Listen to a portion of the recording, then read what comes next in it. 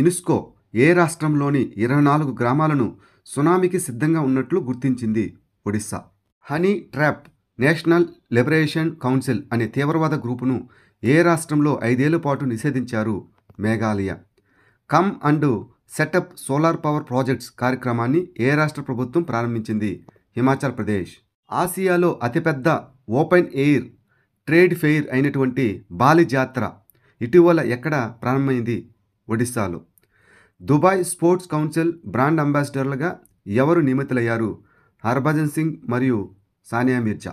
ఢిల్లీలోని సరాయ్ కాలే ఖాన్ చౌక్ కొత్త పేరేమిటి? బిర్సా ముండా చౌక్. భారత నౌకాదళం కోసం యూనికార్న్ టెక్నాలజీ కోసం ఏ 2 దేశాలు ఎంఓయూపై సంతకాలు చేశాయి? భారతదేశం మరియు జపాన్. భారత పవర్ గ్రిడ్ ద్వారా బంగ్లాదేశ్కు ఏ దేశం విద్యుత్తును ఎగుమతి చేస్తుంది? నేపాల్. 75 సంవత్సరాల దౌత్య సంబంధాల జ్ఞాపకార్థం కోసం ఇటీవల ఏ 2 దేశాలు ప్రత్యేక లోగోను విడుదల చేశాయి? భారతదేశం మరియు ఫిలిప్పీన్స్ దేశాలు. సాంప్రదాయ పండుగైనటువంటి బోయిటా బంధన్ ఇటీవల ఏ రాష్ట్రంలో జరుపుకున్నారు? ఒడిశా.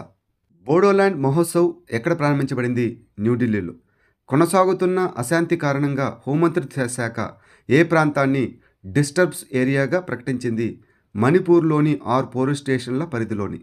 డిజిటల్ ఆవిష్కరణల కోసం ఏ విమానాశ్రయానికి గ్లోబల్ అవార్డు లభించింది? హైదరాబాద్ విమానాశ్రయం. ప్రసిద్ధ జోల్జిబి ఫెయిర్ అనగా పండుగ ఏ రాష్ట్రంలో ప్రారంభించబడింది? ఉత్తరాఖండ్ రాష్ట్రంలో.